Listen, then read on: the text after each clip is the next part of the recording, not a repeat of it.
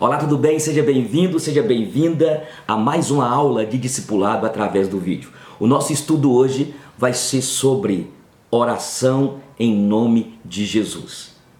Em Jesus nós temos a salvação, em nome de Jesus nós temos o perdão dos nossos pecados, em nome de Jesus nós usamos o seu nome porque Ele nos deu autoridade sobre demônios.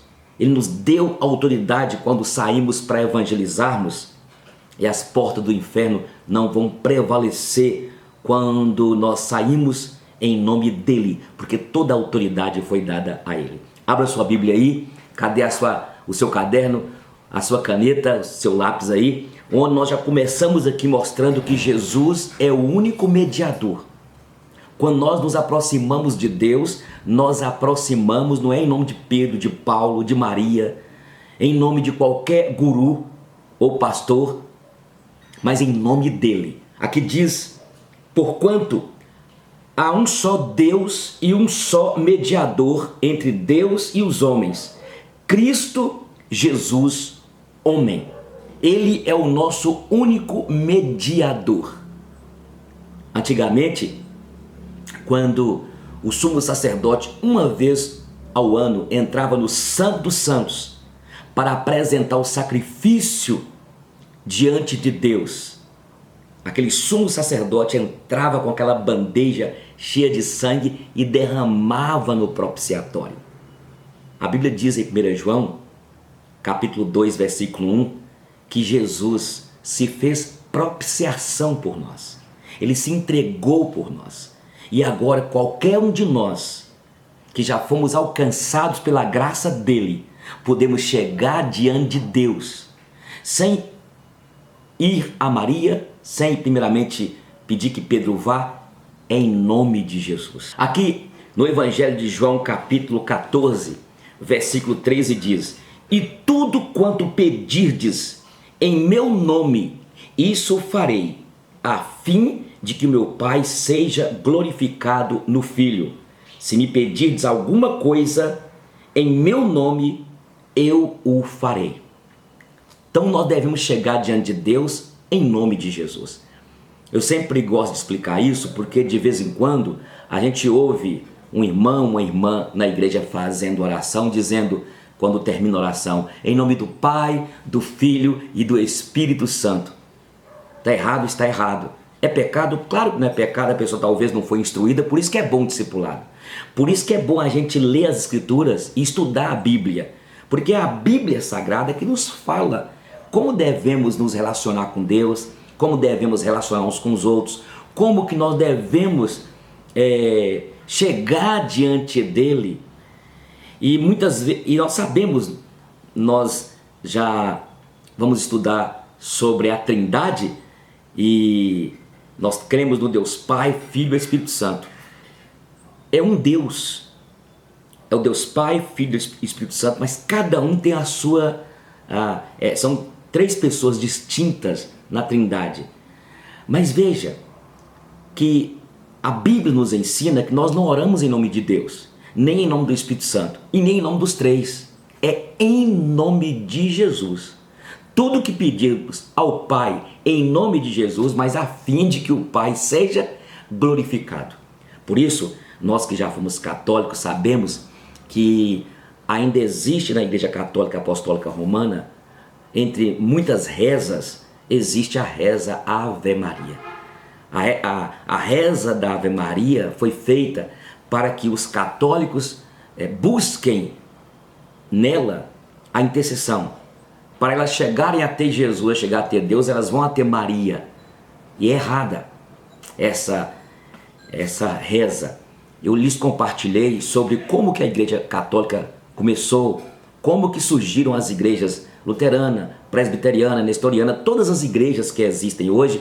Nós falamos que foi em 312, quando o homem chamado Constantino converteu a fé cristã. E como ele era imperador de Roma, ele resolveu colocar a religião cristã como a religião oficial do Império Romano. E aí é o seguinte, vocês lembram das cruzadas, né? Todo lugar que Roma ia com a cavalaria, aquelas cruzadas para poder dominar aquelas províncias, aqueles lugares, eles iam lá e fincavam uma cruz. E aquelas pessoas não apenas fariam daquele dia em diante parte do Império Romano como domínio de Roma, mas a religião deles tinha de ser também a religião católica apostólica romana. Então Roma, e aí surgiu dentro desse contexto a Igreja Católica Apostólica Romana, que a gente tem de aprofundar e estudar mais. Bem, com o passar do tempo, como todas as nações antigas tinham lá os seus panteões. O que é um panteão? É um panteão de deuses. É o Deus da natureza, o Deus que acalmava a tempestade, os mares, o Deus que, na hora que os agricultores plantavam, era ele que abençoava a plantação, e assim por diante.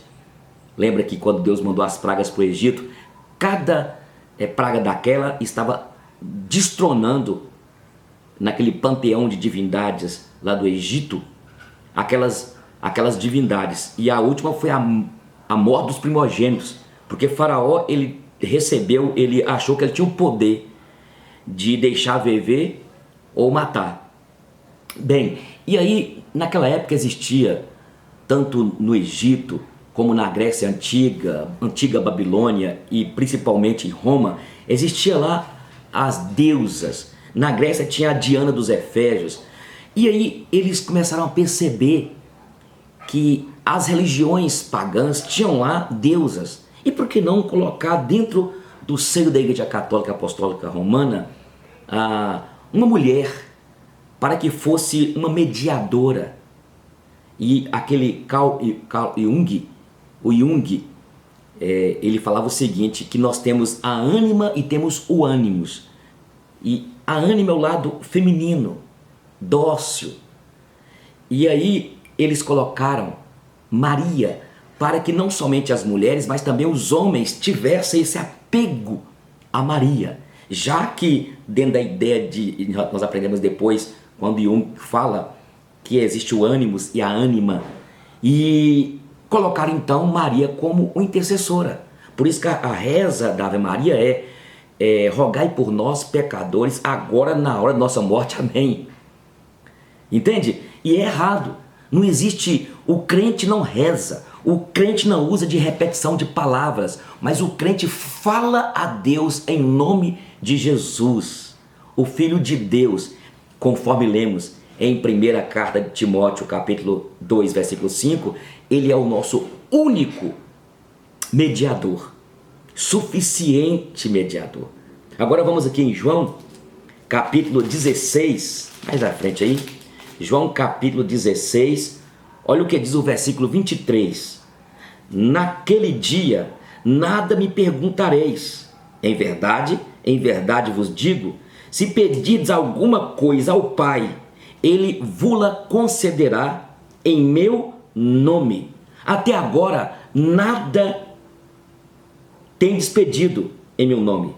Pedi e recebereis, para que a vossa alegria seja completa. Entenderam? Então nós estamos falando que a oração deve ser feita em nome de Jesus. E é claro, o maior que nos dá exemplo de intercessão, de oração, é Jesus, que foi submisso ao Pai. E naquele monte do Getsemane, lá no monte da prensa, Jesus ora ao Pai dizendo: Pai, se possível, passa de mim este cálice, que eu não beba, contudo, seja feita a tua vontade. Não podemos esquecer disso, que nós devemos buscar a Deus em nome de Jesus, mas buscar em nome de Jesus e não esquecermos que devemos sempre pedir a vontade do Pai, porque muitas vezes nós pedimos aquilo para nossa vaidade, para nossa jactância. Nós não sabemos orar e precisamos conhecer a palavra para sabermos como devemos orar, para não nos tornarmos egocêntricos. Mas veja bem, agora em Atos capítulo 3, o versículo 6, quando Pedro e João foram na Porta Formosa para orar, eles estavam entrando para orar e de repente lá tinha alguém pedindo esmolas. E aí Pedro fala: olha, eu não possuo nem prata nem ouro, mas em nome de Jesus, levanta-te e anda. E ele levantou. Foi uma experiência de Pedro, mas eu estou frisando com vocês aqui, nós utilizarmos em nome de Jesus. Qual o nome que você vai pronunciar quando a angústia bater na tua alma?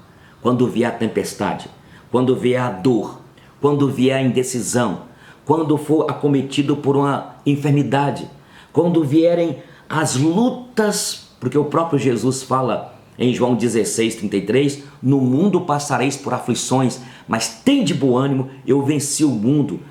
A quem nós iremos clamar? Nós iremos clamar a Deus em nome de Jesus. Qual o nome que você tem clamado? Então nós precisamos de clamar pelo nome que está acima de todo nome. Olha para vocês verem agora em Atos capítulo 4, versículo 12. Aqui diz, Atos capítulo 4, versículo 12. E não há salvação em nenhum outro, porque abaixo do céu não existe nenhum outro nome dado entre os homens pelo qual importa que sejamos salvos. Então, Jesus veio como nosso Salvador. Maria não salva, Pedro não salva, igreja não salva, igreja católica, evangélica, presbiteriana, metodista. Quem salva é Jesus. O único nome. Ele é a pedra que foi rejeitada. Ele é aquele que veio e morreu na cruz por nós, pelos nossos pecados. Ele derramou sangue precioso. Olha, vocês verem, Atos capítulo 10, 43. Olha o que diz aqui. Dele todos os profetas dão testemunho de que, por meio do seu nome, todo aquele que nele crê, recebe remissão de pecados. Jesus é o único que tem poder para purificar-nos dos nossos pecados, porque ele derramou como Cordeiro de Deus o sangue na cruz do Calvário. Vocês irão batizar. Como nós já temos estudado, a água do batismo não purifica. Ela pode até, ela exemplifica a purificação que já foi feita em nosso espírito por Cristo Jesus. Ele que tem poder para perdoar pecados. O Papa não tem, o pastor não tem, ninguém tem. Quem nos perdoa dos pecados é Jesus. Por isso eu quero citar novamente João aqui, primeira carta de João, capítulo 2, versículo 1, quando ele diz: filhinhos, estas coisas vos escrevo para que não pequeis. Se todavia alguém pecar, temos um advogado junto ao Pai, Jesus Cristo o justo. Ele é a propiciação pelos nossos pecados. Ainda em João capítulo 1, versículo 9 diz: se confessarmos os nossos pecados, ele é fiel e justo para perdoar os nossos pecados e nos purificar de toda injustiça. Eu estou estudando com vocês sobre o nome de Jesus. Nós devemos chegar diante de Deus por intermédio de Jesus, em nome dele. Não precisamos de passar por outro meio. Antigamente, e eu fui católico muito dedicado, cheguei a ser por um tempo coroinha, e a gente tinha de ir no confessionário para confessar lá ao padre. O confessionário teve benefícios. O benefício de alguém chegar lá e abrir com aquele sacerdote até aí não é pecado. O problema era que o sacerdote, aquele padre, ele se achava no direito de perdoar os pecados. E na verdade, ele precisava sim de ouvir as pessoas. A Bíblia fala que nós devemos confessar os nossos pecados uns aos outros, nossas fraquezas, mas só que eu não posso liberar o perdão sobre o outro, porque quem pode nos purificar é Jesus. Eu posso até dizer, olha, baseado no que a Bíblia diz, e se você crê que Jesus te purifica, então neste momento vamos orar e você vai declarar que eu creio, Senhor Jesus, que o teu sangue me purifica agora. Me perdoe, Deus, em nome do teu filho Jesus. Está entendendo? Então veja bem aqui, na verdade, quem reme os nossos pecados é Jesus Cristo, é em nome dele. Olha para vocês verem, Filipenses capítulo 2, aqui em Filipenses capítulo 2, versículo 10 em diante diz: para que ao nome de Jesus se dobre todo o joelho, nos céus, na terra e debaixo da terra, e toda língua confesse que Jesus Cristo é Senhor, para a glória de Deus Pai. Em nome de Jesus. Ele que recebeu toda a autoridade, ele que recebeu todo o poder e autoridade, e é por isso que nós oramos em nome dele. Nós podemos fazer oração em nome dele, nós vamos viajar, nós iremos viajar em nome de Jesus, nós iremos fazer uma prova, e você vai fazer uma prova de vestibular, eu vou em nome de Jesus. Claro que você vai preparar primeiro, mas você vai pedir a ele: Senhor, me sustente, me abençoe, me aquieta meu coração, Senhor, em nome de Jesus. Beleza? Olha para vocês verem, em Colossenses capítulo 3, aqui em Colossenses capítulo 3, versículo 17 diz: e tudo o que fizerdes, seja em palavra, seja em ação, fazei-o em nome do Senhor Jesus, dando por ele graças a Deus Pai. Então, tudo que você fizer, eu vou para a academia, eu vou em nome de Jesus, e vai em oração. Pois as academias têm sido motivos de tanto falatório, mas o que importa é a sua vida e é você com Deus. Eu estou indo no resort, eu vou em nome de Jesus. Toda vez que você levantar, muito obrigado, Deus, em nome de Jesus, por essa manhã. Quando você for dormir, orai sem cessar, é a todo instante. Então, tudo que fizer, seja em ação, seja em palavra, seja em ação. Eu estou indo para o trabalho, eu estou indo tudo. Nós devemos estar sempre em comunhão com o Pai, em nome de Jesus. Agora veja bem, 1 Coríntios capítulo 5, 1 Coríntios capítulo 5, versículo 4. 1 Coríntios 5, 4 diz: em nome do Senhor Jesus, reunidos vós e o meu espírito com o poder de Jesus, nosso Senhor. Aqui o Senhor, o apóstolo Paulo está falando: olha, reúnam aí, em nome de Jesus. Tinha um rapaz lá que estava pecando, e Paulo falou assim: olha, reúnam e em nome de Jesus, entregue esse rapaz, disciplina ele, porque ele está escandalizando o arraial do povo de Deus. Então, tudo que nós fizermos, nós devemos fazer em nome de Jesus. Você está entendendo, gente? Não esqueça: ô pastor, eu fui orar, orei em nome do Pai, do Filho e do Espírito Santo. Eu errei, errou. E o que eu devo fazer? Não, Deus não você não pecou não. Mas nós devemos aprender certinho como a Bíblia nos ensina. E a Bíblia nos ensina que para nós chegarmos diante de Deus é através do seu Filho que morreu na cruz e derramou sangue precioso pelos nossos pecados.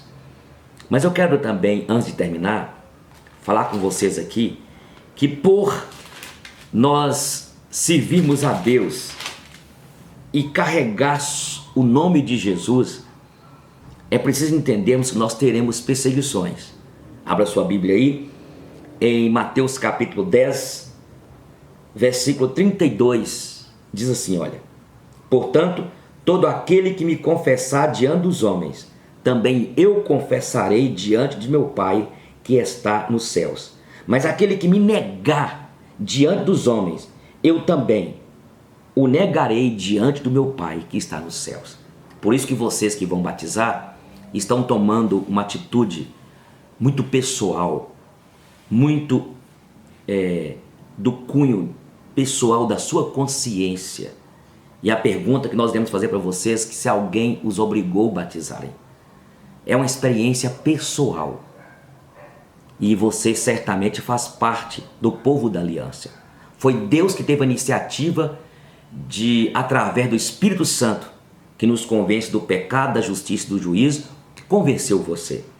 E aí, eu fico vendo algumas pessoas que começam a frequentar a igreja, mas não batizam. Muitas vezes vão porque é aquele jovem, ou aquela senhora que está indo por ir, até por questão religiosa. Já aconteceu vezes de eu batizar moças e de repente vai embora, desvia. Porque quem converteu de verdade, a semente que foi gerada em teu espírito, pelo Espírito Santo de Deus, ninguém pode tirar. E aqui fala, tem pessoas que, eu volto a repetir, que converteram, mas nunca quiseram batizar. Quem decide batizar é alguém que agora foi transformada pelo Espírito Santo de Deus. E olha, quem ama fala o tempo todo. Quem ama quer estar perto, não é? E aqui, olha, quem me negar, eu negarei. Agora veja essa parte agora aqui. Mateus 10, agora 34. Não penseis que vim trazer paz à terra. Não vim trazer paz à terra, mas espada. Ué, pastor Eugênio, Jesus não veio trazer paz, não? Vocês lembram que eu falei com vocês? Todas as vezes que nós lemos um texto, temos de ler, entender o seu contexto. Aqui está falando. Jesus, ele que veio nos trazer a paz. Mas aqui está falando em outro contexto. Olha para você ver aqui. Pois eu vim causar divisão entre o homem e seu pai, entre a filha e sua mãe, entre a nora e a sua sogra. Assim, os inimigos do homem serão os da sua própria casa. Então, você prepara, não sei se seu pai, sua mãe, sua família estão de acordo que você batize, mas é uma decisão sua. Ainda mesmo nós vivemos num país, temos uma democracia, nossa Constituição reza lá a liberdade de culto, a liberdade religiosa, a liberdade de professar a nossa fé. Mas seremos criticados. Hoje até que não está tendo muito não, porque nós vivemos num país bem católico e também tem muitos evangélicos no Brasil, mas acontece de alguém questionar assim, mas por que você está saindo da igreja católica e indo para a igreja evangélica e tem de ser rebatizada? E você tem de explicar isso para sua mãe e para seu pai, como eu lhes expliquei, que o batismo da igreja católica tem como poder para salvar, para remanejar pecados. E o batismo que a Bíblia ensina não é assim. A água não purifica, o batismo não te dá garantia da vida eterna. Vou repetir aqui, o batismo, quando você for batizado, ou vocês forem batizados na igreja, dia 2 de julho, desse ano agora, primeiro domingo de julho, quando vocês foram batizados em nome do Pai, do Filho e do Espírito Santo, ali é um sinal visível de uma graça invisível dentro de nós. Vocês estão entendendo, gente? Então aqui, olha, aqui fala, versículo 37, quem ama seu pai ou a sua mãe mais do que a mim, não é digno de mim. Quem ama seu filho, a sua filha mais do que a mim, não é digno de mim. E quem não toma a sua cruz e vem após mim, não é digno de mim. Quem acha a sua vida, perdê-la-á. Quem todavia perde a vida por minha causa, achá-la-á. Então, o amor a Jesus tem de ser maior. A Bíblia fala que nós devemos amá-lo de todo o coração, de toda a alma, de todo o nosso entendimento. Ele deve ser o centro das nossas vidas. Aquele que quiser vir após mim, a si mesmo se negue. Negar o quê? Negar o meu eu corrompido pelo pecado, a minha vaidade. Não é que você não pode agora ter a sua individualidade. Você entendeu? Você foi feita à imagem e semelhança de Deus. Mas é preciso entender que agora Ele é o meu Senhor. Porque quando nós aceitamos Jesus como Salvador, nós aceitamos também como Senhor. Ele é o Senhor das nossas vidas. Entende? Por isso que já vi casos de menina que namorava com a pessoa que não temia a Deus, acabar o namoro. Eu já vi casos de pessoas que viviam nos vícios das drogas, abandonaram. Não por eles, mas pela graça de Deus que os purificou.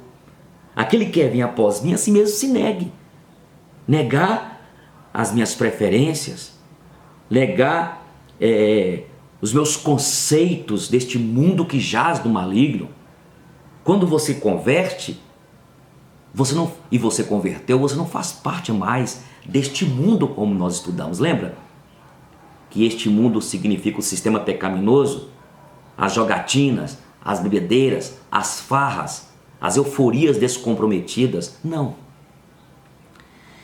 E mesmo você sendo crente, eu e você temos o privilégio de desfrutar de tantas coisas maravilhosas que estão aqui neste mundo, uma praia, um rio, uma viagem gostosa do exterior, ter amizades, participar de comemorações festivas, mas nós não nos entregamos a uma vida de bebedices, de idolatria, a uma vida desregrada, a fornicação, sexo antes do casamento, a uma vida totalmente entregue a esse sistema pecaminoso.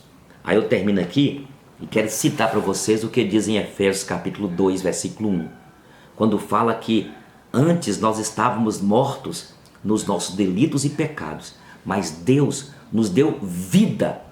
Nós éramos por natureza filhos da desobediência, nós estávamos debaixo da ira, mas Deus, com grande amor que nos amou, e sendo Ele rico em misericórdia, Ele nos deu vida.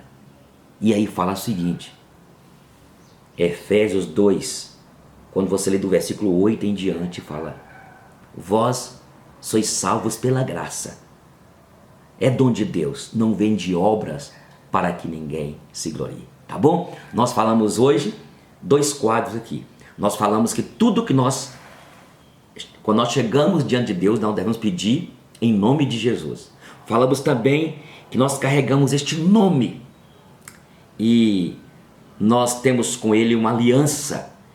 E uma das coisas que nós queremos fazer é batizar, porque o batismo, como antigamente existia a circuncisão, falamos sobre isso, quando a criança ao 8º dia era circuncidada, aí também hoje nós fazemos, porque tem agora a substituição da circuncisão, é o batismo, que representa a nossa entrada na perspectiva histórica, sociológica, aqui neste habitat que nós estamos, nessa dimensão que nós estamos aqui por mais um tempo, significa que nós fazemos parte do povo que vai morar nos céus com o Senhor. Um beijo no coração, até o próximo estudo.